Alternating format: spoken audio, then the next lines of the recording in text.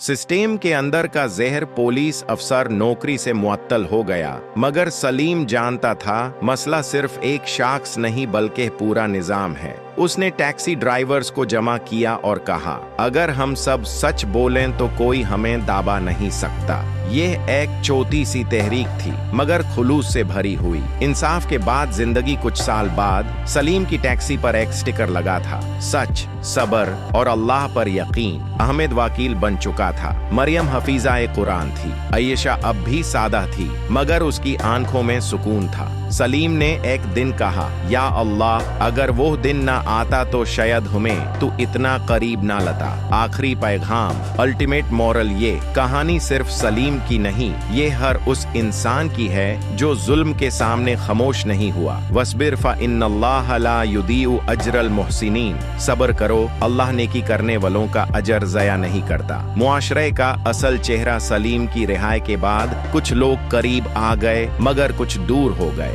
Taxi stand पर एक driver ने कहा, भाई, हम जानते हैं आप बेगुनाह थे मगर बदनामी आसानी से नहीं जाती। यह जुमला सलीम के दिल में तीर की तरह लगा। उस रात उसने देर तक सजदे में रह कर कहा, या अल्लाह, अगर इज्जत लोगों के हाथ में है तो मुझे उसकी परवाह ना रहे, बस तू राजी रहे। आयशा का हौसला तोड़ने की आखिरी कोशिश। एक दिन मालिक मकान ने कहा, मोहल्ले में बातें हो रही हैं, आपको घर खाली करना होगा। आयशा का रंग उड़ गया मगर उसने कमजोर आवाज में कहा, हम कहीं चले जाएंगे मगर झुकेंगे नहीं। ये वो लम्हा था जहां औरत का सब्र फौलाद बन गया। एक खामोश मोजिज़ा। फजर के बाद मस्जिद के इमाम ने ऐलान किया, एक बेगुनाह शख्स जुल्म का शिकार रहा, अब उसकी मदद हम सब पर फर्ज है। चंद ही दिनों में मोहल्ले वालों ने चंदा जमा कर लिया। सलीम की टैक्सी ठीक हो गई, बच्चों की फीस अदा हो गई। सलीम ने रोते हुए कहा, या अल्लाह, तू लोगों के दिल बदल देता है।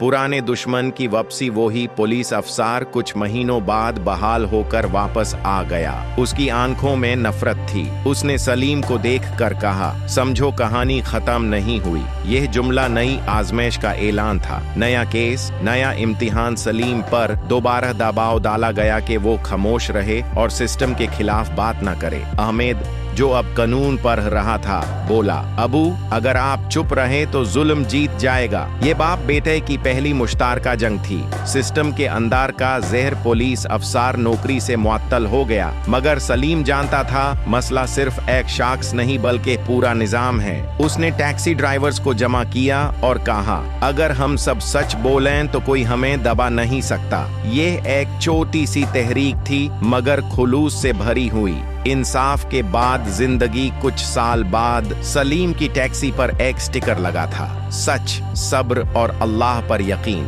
अहमद वकील बन चुका था, मरियम हफीजा कुरान थी, आयशा अब भी सादा थी मगर उसकी आंखों में सुकून था। सलीम ने एक दिन कहा, या अल्लाह, अगर वो दिन न आता तो शायद हमें तू इतना करीब न लाता। आखिरी पैगाम, अल्टीमेट मॉरल, यह कहानी सिर्फ सलीम की नहीं, ये हर उस इंसान की है जो जुल्म के सामने खामोश नहीं हुआ। वस्बिर फ़इन्नल्लाह ला युदीउ अजरल मुहसिनीन, सब्र करो, अल्लाह नेकी करने वालों का अजर ज़ाया नहीं करता। मुआशरे का असल चेहरा। सलीम की रिहाई के बाद कुछ लोग करीब आ गए मगर कुछ दूर हो गए। टैक्सी स्टैंड पर एक ड्राइवर ने कहा, भाई, हम जानते हैं आप बेगुनाह थे मगर बदनामी आसानी से नहीं जाती।